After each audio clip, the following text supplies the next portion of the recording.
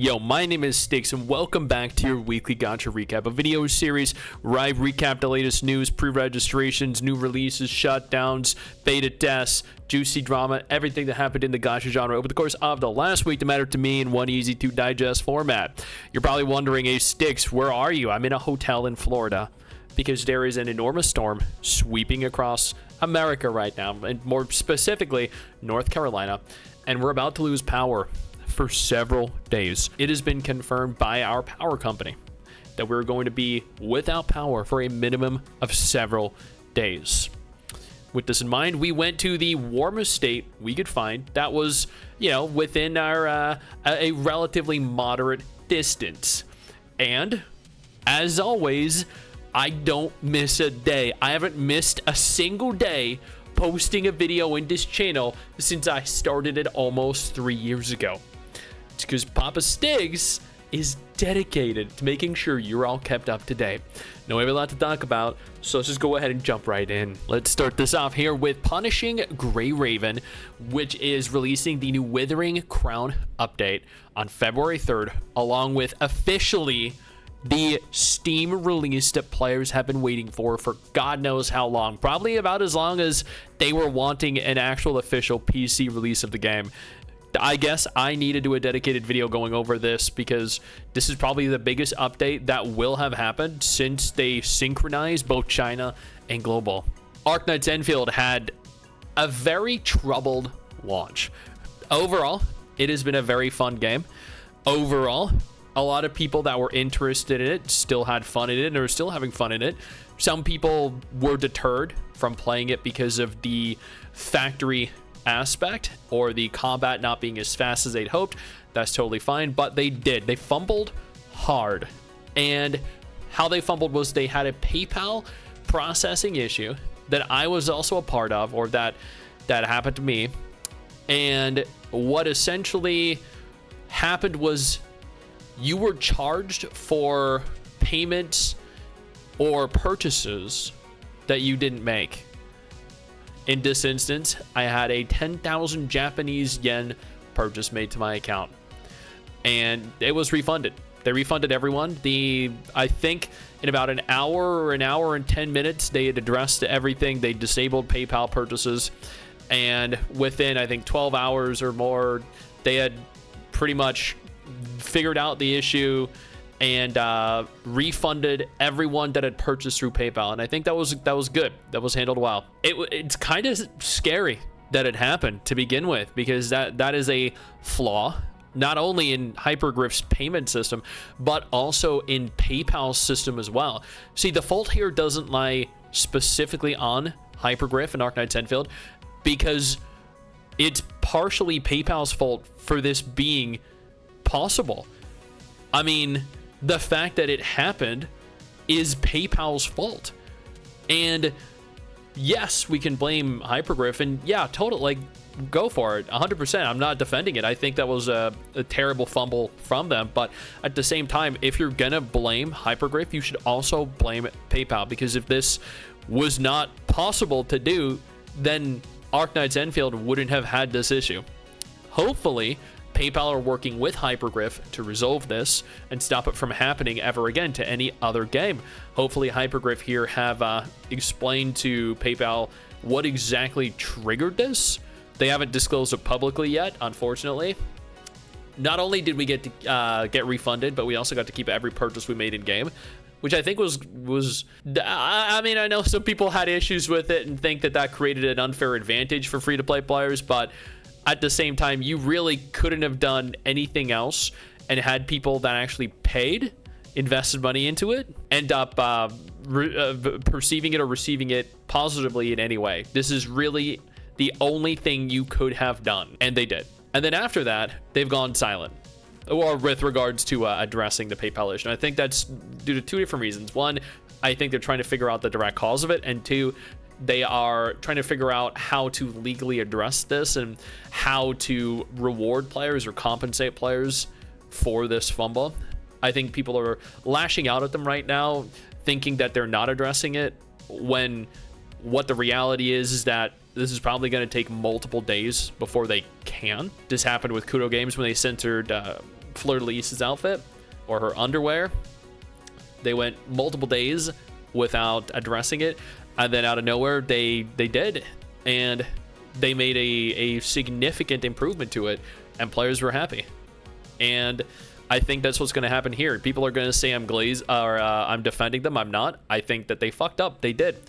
And I think that this definitely needs addressed. But like with the Black Beacon launch, I gave the Black Beacon devs and publisher an entire week to respond before I started doing negative videos, because I didn't want to jump to conclusions before having actual tangible evidence. I think everyone that is jumping to conclusions without that evidence are just angry and upset for nothing, and not for nothing. You know, the fact that this happened again was terrible, and at the same time, the fact that we had our payment information or our accounts accessed by someone that wasn't us is terrifying. But this security leak or whatever it was, breach, is hopefully fixed and addressed, and ultimately I hope they address all of it openly and are transparent about everything, because if not, then they're gonna have a hard time earning back player trust. Here, however, they announced that they hit 30 million downloads after launch, which is quite the achievement worldwide. And as a response to this, they gave out 10 chartered headhunting permits, so 10 limited polls, which is fantastic. Now, for some reason, people are misconstruing the purpose of this and saying, oh, this is them apologizing. This is not them apologizing. I'm sorry. I made a video where there have been dozens of people saying this is a terrible apology. This is not an apology. This is an appreciation gift for hitting 30 million. They have not apologized publicly yet. They have not addressed the compensation publicly yet. It could be a 10 poll. It could be 5 10 polls. It could be a free 6-star selector, or it could be absolutely nothing. Right now, it's too early to tell. But this right here, this is a free 10 poll for hitting $30 million. Please, for the love of God, stop spreading misinformation and learn to read and actually process information. Because this is not an apology. This does not say it's an apology. They are saying thank you for 30 million downloads. Silver and Blood, that vampire gacha game, has had a temporary service suspension for the US region. There are people in the comment section here saying that the game is gonna end of service, that they're prepping to, in theory, shut down or reduce the number of programmers working on the English version of the game, and that's a little concerning. When you look down here, it says that it's going to start on the 21st of January, which was a few days ago, and last 3 to 5 business days. That's pretty much an entire week. If you look at the date, it is Saturday, January 24th right now, which means today and tomorrow do not count as business days, so they're not going to start again until Monday. That lasts that could be anywhere between 6 to 7 days before the game goes back online. That's crazy to be down for that long. They are compensating players, yes, but the amount of frustration and concern people have is pretty intense. Zenless Zone Zero has caused a bit of a buzz online recently, and that's due to their potential back-to-back guaranteed rate-up S rank. I didn't understand what this meant. I don't actively play Zenless Zone Zero, so for me, I kind of looked at it, I'm like, what does that mean? And this is what it means. Someone here actually took the time to summarize it for me. A TLDR for someone that doesn't play. Basically, the first S rank is guaranteed per banner. That's fucking crazy and appreciated. If you get pity broken, your 50-50 guarantee does not get overridden by the first guarantee in the next banner. So you can use both the banner guarantee and the pity break guarantee back to back to get 2 S rank characters. That's insane. That's actually probably the best thing any Hoyo game has done. Bravo. Kudos. They are absolutely killing it in ZZZ. It's unfortunate that it's the least popular out of the 3 major Hoyo gachas, because it is undeniably the best. Snowbreak is being accused of going ultra gooner over their latest trailer. that was released that essentially lets you do a lot more than I think people realized was going to be capable of being done. A lot of people are asking me for me to react to it on stream, but I don't know if I can. Like, I think it might be a little too explicit for me to react to on stream. I guess I'll find out. I guess I'll find out whenever the storm inevitably ends and we can go back to North Carolina. But goddamn, am I... You know what? I am streaming it, though. I am streaming the game itself, so maybe I'll see the interaction in-game. Who knows? Aniimo is holding their second closed beta test. It's now officially live. Mrs. Stix is probably going to stream this. She loved Aniimo, what she played of it. It wasn't perfect, and it definitely had a lot of issues in its first beta, but it's an open world creature collection gacha game, or at least I remember it was a gacha game. It had some form of gacha in it, but it did have what I believe to be, and this isn't a definitive statement, but I believe there was a lot of AI in the first version of the game. There may not have been. It just seemed like there was, and I hope that is very much so reduced for this version of the game, this beta test specifically. Either way, the second beta is live. I don't know if they have an open the ability to get into the beta test or not, but Mrs. Stix is going to be streaming it either way when we inevitably get home. Ash Echoes in Taiwan is apparently ending service. Taiwan, Hong Kong, and Macau server termination announcement. That's crazy. January 22nd through the 19th of March is the refund application period. And the servers will officially shut down on Thursday, March 19th, 2026. This was a really good game. It genuinely was.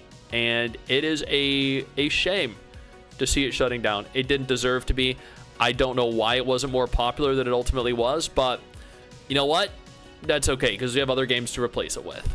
Dragon Sword has officially released. This is essentially a, and I don't like using this terminology, but definitely a Genshinified version of Dragon Nest. For those of you that played it, it's a beautiful looking game. It released in Korea, and it's effectively an open world action gacha game that doesn't hold up graphically to games like Neverness, Everness, Arknights Endfield, or Wuthering Waves, but still has that like timeless anime aesthetic with beautiful characters, great combat. You have an underwater mount, a flying mount, a land mount, and all that. It's very cool, and I definitely want to stream it if I can, and I don't need a Korean social security number.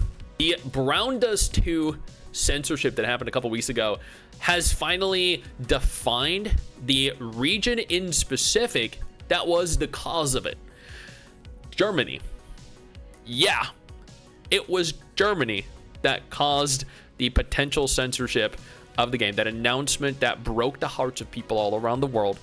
And admittedly, now the German version is going to be censored, and maybe other versions will in the future as well, but at least at the present, global is going to remain unchanged. The majority of regions are going to remain unchanged, just as Gunnar as ever. Apparently, it's no longer available in Vietnam. I believe they're working through that. I haven't seen an update on that yet, but the German version is censored, unfortunately for them. Blue Archive is officially getting an official PC client. I don't know if I covered this in last week's weekly gacha recap, but that's awesome. Just like Punishing Gru Raven. Speaking of PC clients, it seems like Duet Night Abyss has officially launched onto Steam. I covered that in my sponsored video for Duet Night Abyss. I don't know when that's going to go live. I've been waiting 4 days for them to approve it.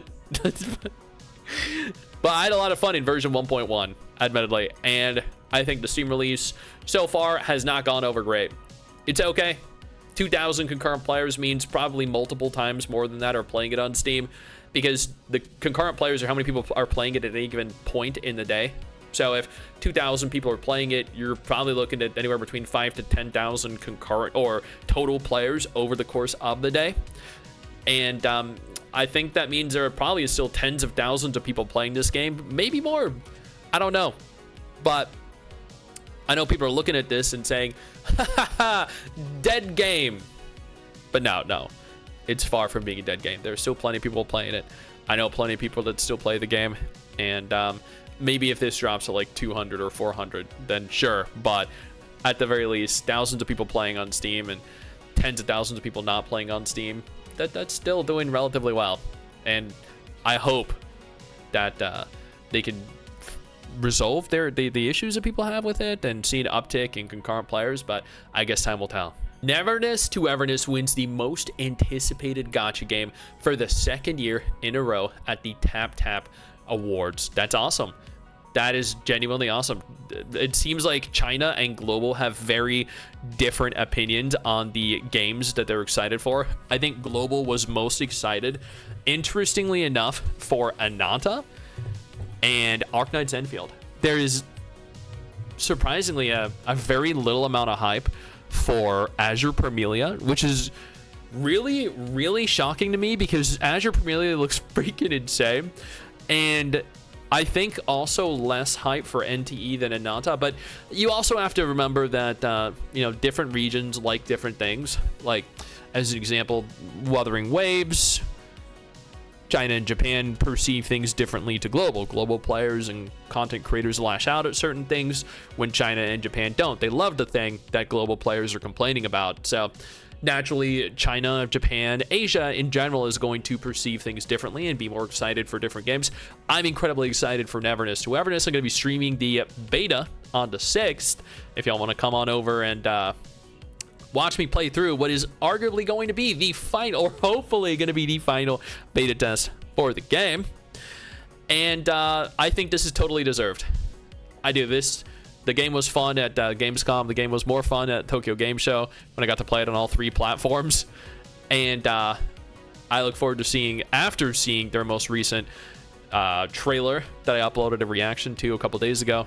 I think this is going to be a banger final beta. Speaking of Wuthering Waves, there is the version 3.1 live stream that just took place. I haven't had the opportunity here to watch it or really recap it so far. I know some people are upset with it due to the spending event that's going on. I can see that they're giving away a bunch of free polls, Asterite, and everything. I'm going to have to do a full video dedicated to this at some point soon when I have the time to actually read through everything and recap everything and see exactly why people are as upset as they are. Again, the storm has prevented me from really doing that much research into any specific topic right now because we're at a hotel, we're going out and doing things in the sun, but I mean, people seem to be divided. I think Japan is happy. China might be happy, not entirely certain, but global definitely doesn't seem to be. And finally, Idol Wars is officially shutting down as well. It looks like it is going to shut down on February 24th, 2026. That's never played it. Don't really know. I think it's an idol game, but I mean, it's never good to see a gacha game shut down. And that is everything that happened in the gacha genre, of course, of the last week. That mattered to me is this video is actually a little longer than normal, but there was just a lot to talk about. You guys are now up to date. You're welcome.